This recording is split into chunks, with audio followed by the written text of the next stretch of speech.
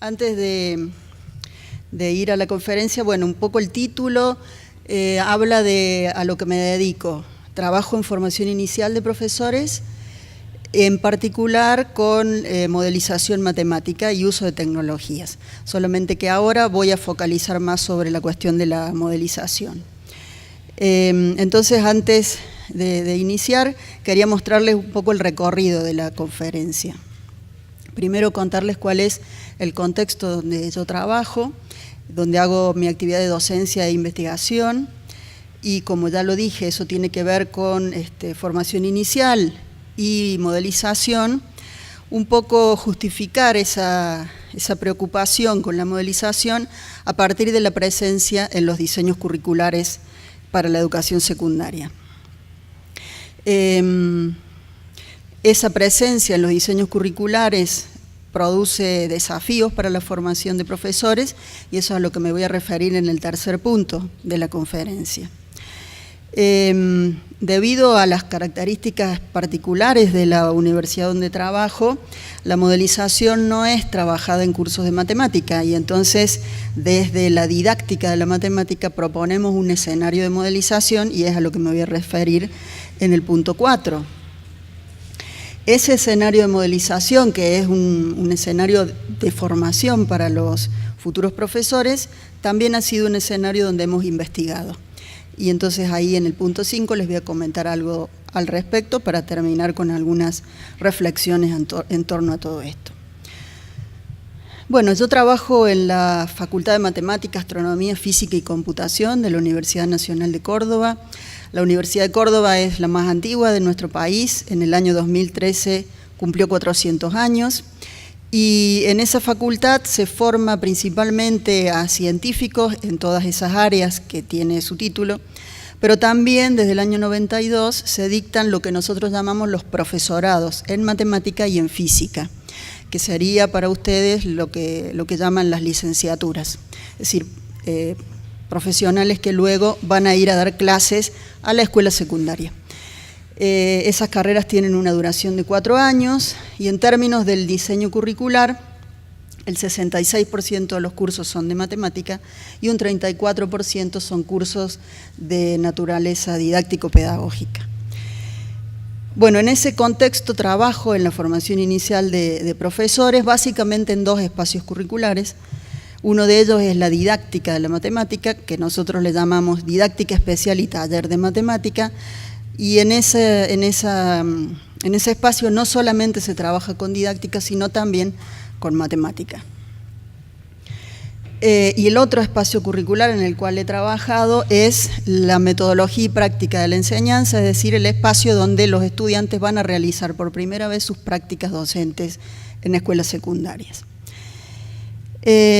Bueno, en ese contexto es donde yo también realizo mi investigación con futuros profesores de matemática que desarrollan actividades de investigación, actividades de modelización, es decir, que desarrollan modelos, que producen modelos, y pasan por todo este ciclo que está representado en ese esquema, que es el ciclo de modelización. Después vamos a hablar un poquito más de eso. Pero bueno, creo que en este contexto ustedes no lo necesitan, pero aclaro que cuando hablo de modelización me estoy refiriendo a un proceso que vincula el mundo real con el mundo matemático. Esa vinculación puede darse también a través de las aplicaciones, pero esa vinculación parte del mundo matemático y se dirige hacia el mundo real. En cuanto a la modelización, uno tiene un problema en el mundo real y busca en el dominio matemático herramientas que me permitan describirlo, representarlo, quizás predecir algo. Bueno, esa era una aclaración. Y la segunda línea de investigación tiene que ver con futuros profesores de matemáticas que ya implementan actividades de modelización en el aula en instancias de sus primeras prácticas docentes en la escuela. En particular, en esta conferencia, como ya les anticipé, voy a trabajar con los futuros profesores que producen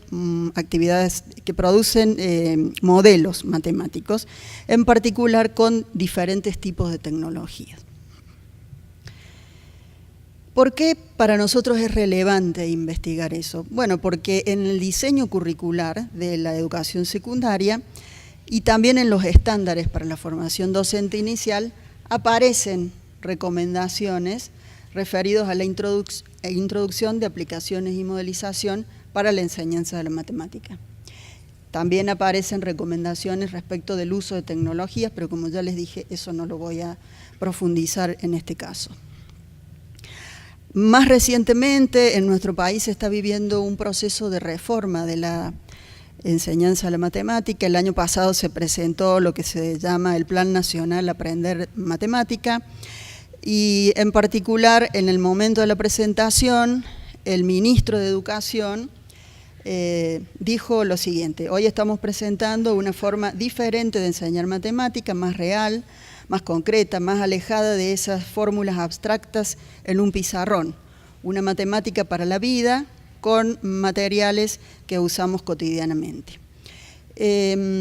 Aparece en esas palabras del ministro también una preocupación por la cuestión de la matemática asociada a lo cotidiano, a lo real.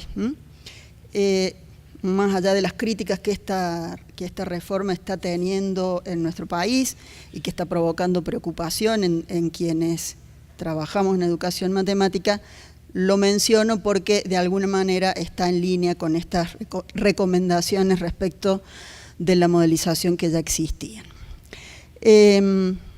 Querría mirar un poquito más en detalle el diseño curricular. En Argentina el sistema educativo es descentralizado. ¿Esto qué quiere decir?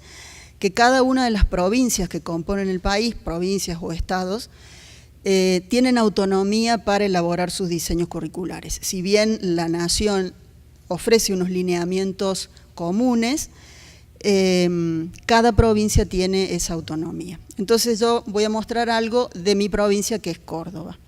El diseño curricular es del año 2011 y todavía está vigente, y simplemente muestro un extracto de lo que dice respecto de la modelización en términos de recomendación para la actividad del docente. Considerará la modelización para resolver problemas, tanto externos como internos a la matemática, y aparece acá esto de una modelización intramatemática y también de una modelización extramatemática, es decir, la que vincula mundo real con dominio matemático. Pero al interior de la propia matemática también puede haber procesos de modelización, interesan los dos. Además, propiciará el estudio de límites del modelo matemático para explicar un problema o fenómeno que se intenta resolver o explicar. Y acá aparece esto de límites de un modelo matemático para aplicar en la resolución de algún problema o en la explicación de algún fenómeno, y entonces tenemos de alguna manera presentes las aplicaciones. Para que el estudiante pueda describir, analizar, predecir el fenómeno de la realidad modelado, por ejemplo, fenómenos sociales y o naturales, mediante la matemática puesta en juego, se requiere que los estudiantes observen la realidad, la describan en forma simplificada, construyan un modelo, trabajen matemáticamente con él para arribar a resultados y conclusiones matemáticas, interpreten los resultados, evalúen la validez del modelo para poder explicar esa realidad. Todos estos procesos que aparecen enumerados ahí tienen que ver con las fases de un proceso de modelización. Es decir, de alguna manera aparece también en el currículum una indicación para el trabajo con esas diferentes fases. Ahora bien, lo que está en el currículum no quiere decir que sea lo que efectivamente ocurre en las aulas. Uno puede preguntarse, al analizar el diseño curricular, qué perspectivas de modelización subyacen en esas recomendaciones. Entonces, para responder esa pregunta voy a recurrir a dos artículos de dos autores que son escritos por dos coautores en cada uno de ellos, y bueno, coloco ahí el esquemita que ya les había mostrado antes para marcar esta cuestión de diferencia entre modelización y aplicación. Los autores son Müller y Burkhardt y Julie Mudali. El primer grupo de autores son de Reino Unido y los otros son de Sudáfrica. Bueno, Müller y Burkhardt hablan de como de dos perspectivas asociadas con la modelización. Por un lado, las aplicaciones ilustrativas y por otro lado, la modelización activa. ¿Qué diferencias hay entre estas dos perspectivas? Bueno, las aplicaciones ilustrativas ponen el foco en el contenido matemático y en los usos prácticos de ese contenido. Es decir, voy en la línea de las aplicaciones. Me interesa el contenido matemático y sus usos. Mientras que la modelización activa pone su foco en la situación práctica, en el fenómeno que yo quiero comprender, y entonces estaría más bien en la línea de parto del mundo real y busco herramientas en el mundo matemático para explicarlo. Por otro lado, los otros autores hablan de modelización como vehículo y modelización como contenido. Al hablar de modelización como vehículo, se está colocando a la modelización como un medio para aprender matemática. Entonces, los contextos y los modelos matemáticos son usados para aprender conceptos y procedimientos que yo quiero enseñar efectivamente. Por ejemplo, puedo utilizar un ejemplo del cultivo de bacterias, cómo se reproduce un cultivo de bacterias, para introducir el estudio de funciones exponenciales. Entonces, el contexto es un pretexto, de alguna manera, para introducir las funciones exponenciales. En ese caso, la modelización está actuando como vehículo.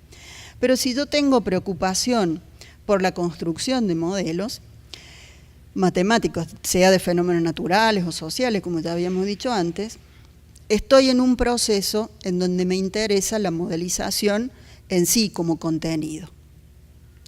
De alguna forma, uno podría decir que la modelización como contenido se relaciona más con la modelización activa y la modelización como vehículo con las aplicaciones ilustrativas.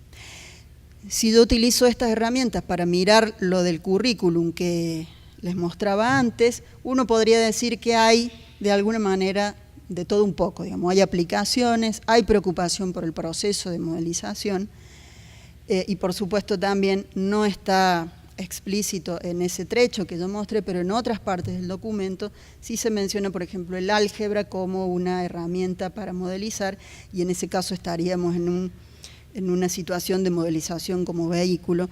Entonces, creo que estos dos artículos nos dan elementos para analizar el currículum. Entonces, todas estas motivaciones que yo mostré, el diseño curricular, la nueva reforma, apuntan a esta cuestión de la modelización. Y, por supuesto, producen desafíos para la formación de profesores, tanto inicial como continua. Yo voy a hablar un poquito de la formación inicial, qué desafíos hay en la formación inicial. Entonces, al hablar de la formación inicial, uno puede preguntarse, bueno, este es el currículum, ¿qué ambientes de aprendizaje es necesario crear en el ámbito de la formación inicial si se pretende que los futuros profesores tengan condiciones para dar cuenta de esos requerimientos curriculares en relación a la modelización? Y si uno revisa la bibliografía, tanto a nivel regional como a nivel internacional, aparecen algunas recomendaciones. Ofrecer oportunidades para vivenciar experiencias de modelización, realizar actividades de modelización en cursos de matemática o a través de cursos específicos de modelización, desarrollar experiencias de modelización que proporcionen una variedad de contextos, de herramientas, de tipos de tareas de modelización que pueden trabajarse en el aula, proporcionar el conocimiento profesional necesario para llevar adelante actividades de modelización y desarrollar experiencias de enseñanza con modelización, o brindar conocimientos acerca de qué es la modelización matemática, cómo puede ser incorporada en la enseñanza y cómo se puede evaluar las actividades de modelización. Entonces, si uno mira todas esas recomendaciones, yo distingo en mi lectura como tres focos. Por un lado, un foco sobre la vivencia del propio proceso de modelización que podríamos encontrar en los dos primeros enunciados. En los otros aparece más una preocupación con, bueno, ¿qué conocimiento tiene que tener el profesor para poder lidiar con esas actividades de modelización en la enseñanza? ¿Qué tipo de tareas puede proponer? ¿Cómo va a evaluar esas actividades cuando trabaje en el aula? Esa sería como una segunda cuestión importante. Y la tercera, que aparece tímidamente en el último enunciado, es esto de qué es la modelización matemática, es decir, tomar el proceso de modelización como un objeto de enseñanza. ¿Qué es el proceso de modelización? ¿Cuáles son sus fases? ¿Cómo se caracteriza? ¿Qué es un modelo? ¿Qué es un modelo matemático? Entonces, eso, tornarlo objeto de enseñanza. Entonces, esas 3 líneas vería yo en esas recomendaciones, en torno a qué tipo de ambientes de aprendizaje uno puede crear para que los futuros profesores puedan trabajar con modelización en la escuela. Bueno, en mi universidad, ahí una de las recomendaciones es trabajar modelización en los cursos de matemática. Bueno, nosotros no lo podemos hacer, no se hace. Es una facultad donde la matemática pura es muy fuerte y hay muy pocas aplicaciones inclusive. Yo diría que casi ninguna. Entonces, ni hablar de un proceso de modelización. Entonces, desde el año 2010, lo que hicimos fue proponer que la modelización se trabaje en el curso de didáctica. Ese curso es anual, tiene una carga horaria semanal de 8 horas. Esto da a lo largo del año unas 240 horas más o menos. En el curso siempre hay alguien de nuestro equipo de investigación a cargo del curso de didáctica. Y es un curso, como ya dije, del tercer año de la licenciatura, que dura 30 semanas, y hay varias tendencias en educación matemática que se tratan en el curso. Resolución de problemas, educación matemática crítica, uso de tecnologías y, por supuesto, modelización matemática. Entonces, cuando trabajamos con modelización matemática, ¿qué hacemos? Bueno, lo que les decía recién, discutimos qué es un modelo, trabajamos con varias definiciones, qué es un modelo matemático, en qué consiste un proceso de modelización. Al trabajar con el proceso de modelización, trabajamos con varios de los esquemas que presentan el ciclo de modelización. Uno de ellos, que es el más reconocido por los estudiantes como valioso, es el que presenta este matemático brasilero, Rodney Bassanesi, que dice que un proceso de modelización siempre comienza con la elección de un tema que a mí me interesa investigar, y a partir de ese tema se formulan problemas para analizar. Quizás necesite hacer alguna experimentación para recoger datos, o a lo mejor puedo encontrar datos que ya hayan sido recogidos por otros y me pueden ayudar para mi proceso de modelización. Cuando ese problema escrito en lenguaje coloquial es traducido al lenguaje matemático, se produce un proceso de abstracción para obtener el modelo. En ese modelo, que puede ser un sistema de ecuaciones, puede ser una ecuación diferencial, aparecen parámetros, y para encontrar esos parámetros necesito resolver, y la solución puede ser analítica o numérica. Pero también puedo tener modelos que sean gráficos o que sean tablas, dependerá de del nivel en el cual esté trabajando. Una vez obtenido esa solución, analítico, numérico, gráfica o tabular, necesito validarla y probablemente necesito modificar, y un nuevo ciclo de modelización se inicia. Bueno, esto está contado, por supuesto, rápidamente, pero quería mostrar ese esquema. Bueno, una vez discutida eso, también discutimos experiencias de actividades de modelización que han sido llevadas adelante por otros docentes en la escuela, en varios contextos educativos. Resolvemos problemas en los cuales nosotros proponemos el tema y los problemas, y los estudiantes pasan por la parte de la matematización. Y el trabajo, digamos, más pesado, si se quiere, para los estudiantes es cuando les proponemos desarrollar proyectos de modelización propios, usando, si ellos lo desean y les hace falta, tecnologías. Entonces, ¿qué les pedimos? Que en pequeños grupos elijan un tema del mundo real de su interés, formulen problemas relacionados con el tema, seleccionen variables, levanten hipótesis, diseñen e implementen experimentos si hace falta, busquen información, traten los datos que hayan obtenido o encontrado, resuelvan problemas, escriban un informe en base a unas ciertas pautas que uno les da, y preparen una presentación oral para todos sus compañeros que muestre el resultado de su proyecto de modelización. Bueno, lo que uno intenta con este trabajo es que la modelización sea un contenido y que los estudiantes vivencien ese proceso de modelización de modo tal que pasen por esto de la modelización activa. Entonces ese escenario de modelización que uno crea está caracterizado por una naturaleza abierta de los proyectos a desarrollar, hay una ausencia de contenidos matemáticos preestablecidos, predeterminados, que deben ser tratados a lo largo de ese proyecto, puede aparecer cualquier contenido. Por supuesto que al tratarse de temáticas fuera de la matemática hay un trabajo interdisciplinar que se pone en juego. Se promueve la reflexión sobre la matemática, sobre los modelos creados y el papel social de la matemática y la modelización, y en este sentido uno podría decir que trabaja en una perspectiva más bien sociocrítica. Y también queremos que haya al menos un inicio en el dominio del proceso de modelización completo y todas sus fases. Bueno, entonces eso es en términos educativos. Ese escenario de modelización también lo hemos investigado, es decir, le hemos hecho preguntas a ese escenario. Y lo que yo voy a contar a continuación es un pedacito de una de los trabajos que hemos desarrollado y que en este caso lo hicimos conjuntamente con Cristina Esteley y Silvina Smith, dos colegas de la Universidad de Córdoba.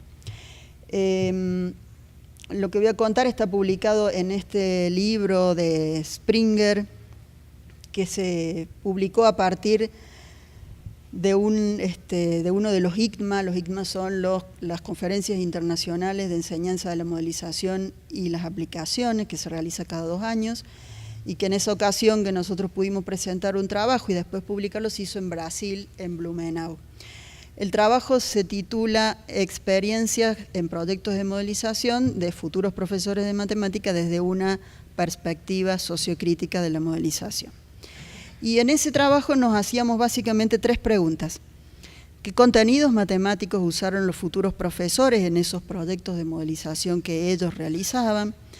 ¿Qué tipo de problemáticas o preocupaciones aparecen en los proyectos y qué dificultades enfrentaron? Bueno, en ese artículo publicamos, la publicación fue, el estudio, digamos, fue basado en 11 proyectos de modelización de 3 cohortes consecutivas entre el 2010 y el 2012 e involucró a unos 41 estudiantes. Más recientemente publicamos otro trabajo en donde ya tomamos el periodo que va de 2010 a 2017, entonces ahí ya tenemos muchos más proyectos y más de 100 estudiantes involucrados. Pero yo les voy a contar un poquito lo que encontramos acá. Respecto de los contenidos matemáticos en los proyectos, les voy a contar qué tipos de temas aparecían y cuáles eran los contenidos matemáticos que se ponían en juego. Hubo 2 proyectos vinculados con consumo, por un lado de energía eléctrica en el hogar y por otro lado de agua. En ese caso, los estudiantes, para conseguir datos, lo que hicieron fue tratar de estudiar cómo era el consumo de electricidad y agua en sus propias casas. Eso los llevó después a utilizar algo de estadística descriptiva para presentar las resoluciones de sus problemas. Hubo dos proyectos en donde el contenido matemático en juego fue la probabilidad, uno sobre juegos de lotería y otro referido a la transmisión genética y las características humanas. Es decir, qué características, en particular en este caso había una estudiante que se estaba por casar y decía, bueno, yo quiero saber si mis hijos van a tener tales características. Bueno, esa fue la motivación y empezaron a estudiar esto de este estudio más bien genético. Ya había otros problemas, otros temas, en donde los contenidos matemáticos que aparecieron fueron funciones lineales de proporcionalidad directa normalmente, tiempo de espera en el comedor universitario, abastecimiento de gas en garrafa en una cierta localidad rural, el consumo de soja, basura y recolección de residuos reciclables. Aparecieron funciones no lineales, principalmente exponencial y logarítmicas o de proporcionalidad inversa en estos otros proyectos. Recuperación de una inversión en un cierto negocio. En ese mismo proyecto de la basura aparecieron funciones de proporcionalidad inversa. Otro proyecto que trató sobre la captación de agua en zonas secas, aparecieron funciones de 2 variables. Y finalmente, en un proyecto destinado a gastos de viaje escolar de fin de curso, algo de programación lineal. Respecto a las problemáticas y preocupaciones que aparecían en los proyectos, eran de distinta naturaleza. Este proyecto de la captación de agua en zonas secas, los estudiantes tenían una preocupación más bien socioeconómica, porque es una zona en donde llueve muy poco, entonces se preguntaban cómo puedo hacer para utilizar los techos de las casas para recoger agua. Después hubo estos proyectos de consumo de agua, de energía o el de la basura, tenían una preocupación por el medio ambiente, o sea, estaban más bien orientados hacia una preocupación ecológica. Y estos son los proyectos que uno diría que tienen más bien una visión sociocrítica. Los otros proyectos tenían más bien preocupaciones de índole personal, ¿no? ¿Cuánto voy a esperar en el comedor para poder almorzar? Lo mismo esto de la transmisión genética que les decía recién.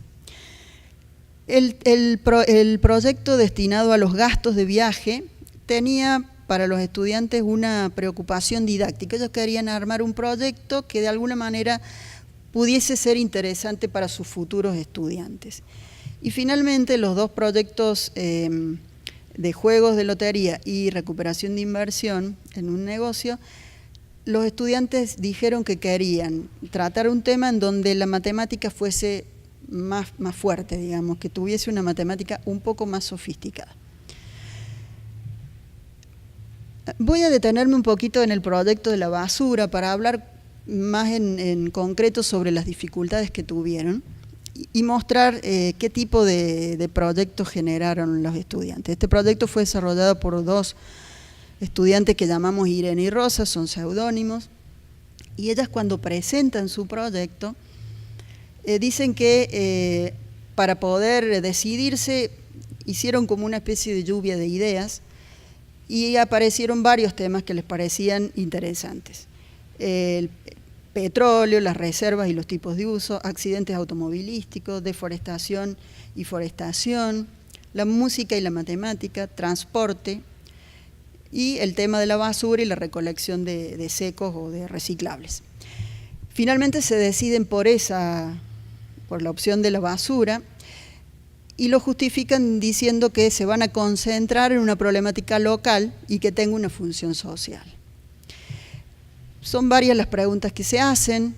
¿Qué cantidad de basura reciclable se recolecta por día, por semana, se clasifica? ¿Cuáles serían las clases? ¿Qué cantidad de beneficiarios tienen el servicio? ¿Todos separan la basura? Y acá uno puede distinguir varios tipos de preguntas o de problemas, algunos que uno podría responder simplemente a partir de una búsqueda en internet y otros sí que me podrían llevar a algún planteo matemático. Yo les voy a mostrar, basándome en la presentación que ellas hicieron para sus compañeros, el proceso que fueron siguiendo. Primero realizaron una investigación. ¿Y qué investigaron? Bueno, buscaron información sobre la recolección diferenciada. También se profundizaron en los aspectos socioambientales de la recolección diferenciada.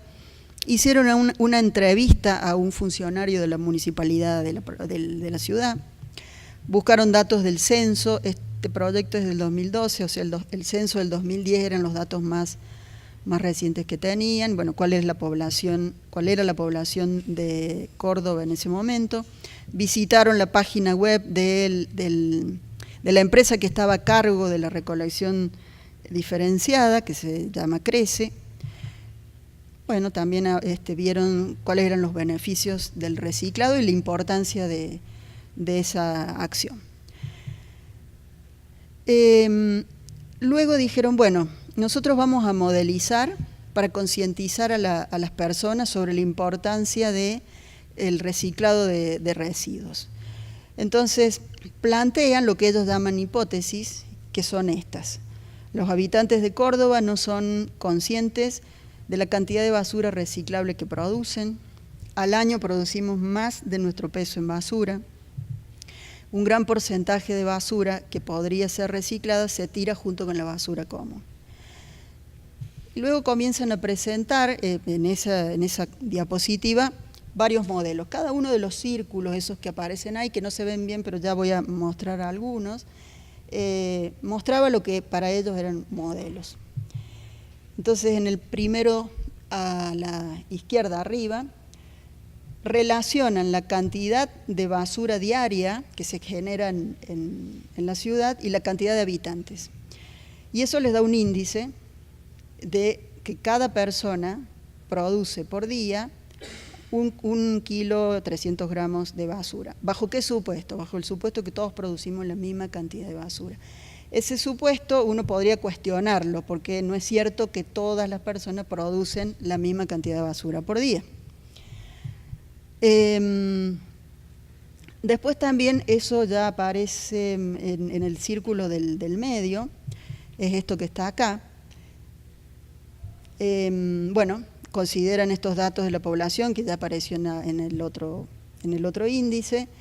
También esta información que habían encontrado, separan basura el 31% de los habitantes y recolectan por día, se recolectan 28 toneladas. Ahí, bueno, la hipótesis esa que ya les había dicho antes, los conduce a este nuevo cálculo acá, que si el 31% de la población produce 28 toneladas, ¿cuánta basura podría reciclarse si toda la población realizara el acto de reciclar, digamos, de separar la basura? Y ahí se preguntan, y aquí es donde aparece esto de modelizar para concientizar, ¿tenés una idea de lo que significan 90,32 toneladas? Y estas estudiantes produjeron un video que tenía esa intención de concientizar, y que es lo que voy a mostrar ahora.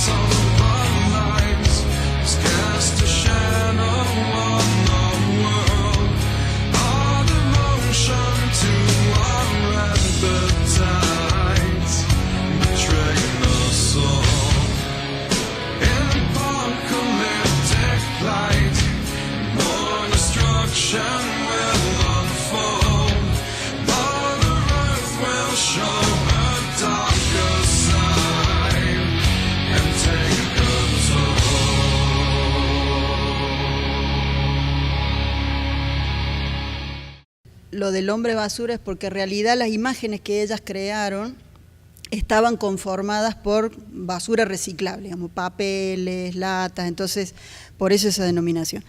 Pero la idea de ellas era generar un video para concientizar sobre la importancia del reciclado. ¿Qué dificultades aparecen en este tipo de procesos? Bueno, la dificultad mayor es la elección del tema, elegir un tema que sea potente para modelizar. Y el criterio de estas estudiantes en particular fue elegir una problemática local y que tuviese una función social. Ese fue el criterio de ellas para esta selección. Otro aspecto que nosotros vemos, no solamente en este proyecto, sino en otros, es que la formación matemática que tienen los estudiantes y el contexto institucional pareciera como imponerle ciertas restricciones con respecto a la matemática que ellos pueden usar. Como que si ellos son estudiantes universitarios tienen que utilizar matemática más sofisticada. Entonces, en este caso que vimos recién, ustedes vieron que la matemática que aparece es muy sencilla, muy simple, casi aritmética, diría. Entonces este estudiante en ese proceso, porque ellas se problematizaron por esto, decía, pensamos que un modelo debería ser una fórmula complicada que implica muchas variables. Nos tomó un tiempo entender que el fenómeno podría describirse linealmente. Y otro aspecto relevante que surge en estos proyectos es la posibilidad de imaginar su futura actividad como profesores de matemática. Muchos comienzan a vivenciar el proceso diciendo, ¿qué haría yo si fuese profesor en este momento? ¿Cómo trabajaría con esto en el aula? Bueno, Ya más recientemente, el año pasado, que hicimos nuevamente, generamos el mismo escenario de modelización, hubo nuevos temas. Los temas que aparecieron fueron estos: recorridos en parques nacionales de la Patagonia, termotanques solares, autos eléctricos, aborto inducido en Argentina y viajes en Argentina. Y en esta ocasión les preguntamos qué habían aprendido en el momento en que ellos presentaron sus trabajos. Y esto es simplemente datos así, sin análisis, sin nada, simplemente contándoles las cosas que ellos decían. Hablaban de que habían podido aplicar contenidos matemáticos que ya conocían y así darle sentido a esos contenidos. Por ejemplo, grafos o regresión lineal. A manejar datos de la realidad. Otros destacaban cuestiones de programación. Programar en planilla de cálculo, por ejemplo, para hacer los cálculos de manera más automática, o utilizar lenguaje de programación para generar algún modelo. Y en particular, por ejemplo, en este proyecto del aborto, el año pasado en Argentina se discutió la ley de interrupción voluntaria del embarazo. Hubo un gran movimiento en torno a esto, y entonces por eso este grupo, que estaba conformado por 4 chicas, les interesaba tratar de eso. Y la pregunta que se hicieron es: ¿cuántos abortos inducidos se producen por año en Argentina? En Argentina el aborto es una práctica ilegal, pero todos sabemos que se producen abortos ilegalmente. Entonces, ¿cómo calcular el número real a partir de lo que se conoce cuando son hospitalizados, por ejemplo, o de datos que se conocen en la salud pública? Y bueno, en realidad esta pregunta no la iban a poder resolver ellos porque es un problema muy complejo, y es un problema que ya ha sido abordado, y entonces lo que hicieron es ponerse a estudiar un modelo que calcula un multiplicador para estimar ese número que ellos querían saber. Y entonces su proceso en realidad fue tratar de entender ese modelo. Y lo que rescataron como aprendizajes es que ellas lo que hicieron no fue crear un modelo, sino estudiar un modelo creado por otros. Bueno, para ir terminando, cerrando algunas reflexiones finales, creemos que hemos ofrecido a los futuros profesores oportunidad para experimentar el proceso de modelización durante su formación inicial. Y también hemos comprobado que el uso de la tecnología mejora esas experiencias de modelización. Algunos de los proyectos que se llevaron a cabo y las reflexiones que se generan a partir de esos proyectos son evidencias de experiencias transformadoras, pero no siempre ocurre así. Por ejemplo, acá les traigo un testimonio de un grupo que lo colocan en su informe final. Consideramos muy importante haber vivido este proceso de modelización, ya que nuestras experiencias personales influirán en el cómo seremos como docentes en un futuro. Al experimentarlo, sentimos y vivimos el proceso como lo haría uno de nuestros alumnos, y sirvió para convencernos de que la modelización matemática se puede implementar como estrategia pedagógica. Este abordaje no solo es una cuestión teórica, sino que pudimos aprender a llevar la teoría a la práctica. Pero no todos, como les decía recién, no todas las experiencias fueron experiencias realmente. No todos vivieron una experiencia transformadora. Las razones para eso son múltiples. Es una actividad que requiere mucho tiempo y del cual a veces los estudiantes no disponen cuando están haciendo su carrera. Hay dificultades para seleccionar buenos temas y quizás también dificultad nuestra como docentes para ayudarlos a que eso ocurra. También hay dificultad para trabajar en colaboración, es un trabajo que se tiene que hacer en grupo y no tienen el hábito del trabajo en grupo. Entonces eso suele ocasionar roces. Como ya les había dicho antes, los cursos de matemática tienen una fuerte presencia de matemática pura, sin aplicaciones, y también hay ausencia de actividades de modelización en los cursos de matemática. Esto que habíamos visto referido al uso de las tecnologías, cómo eso potencia el proceso de modelización, bueno, en realidad durante la carrera es muy poco el uso de tecnologías que hacen. como ya dije, nuestra propia impericia quizás para lograr el involucramiento de los estudiantes pueden ser las barreras que estén actuando para limitar las potencialidades de esta propuesta.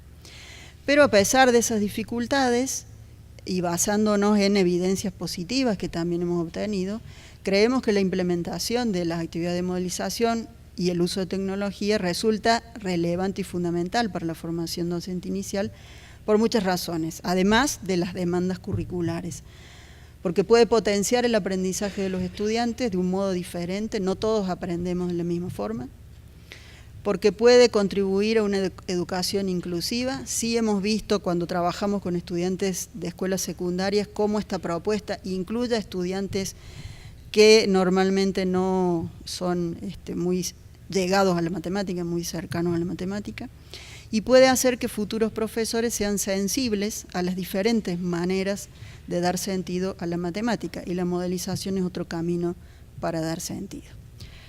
Bueno, era eso lo que quería compartir con ustedes. Muchas gracias por la atención.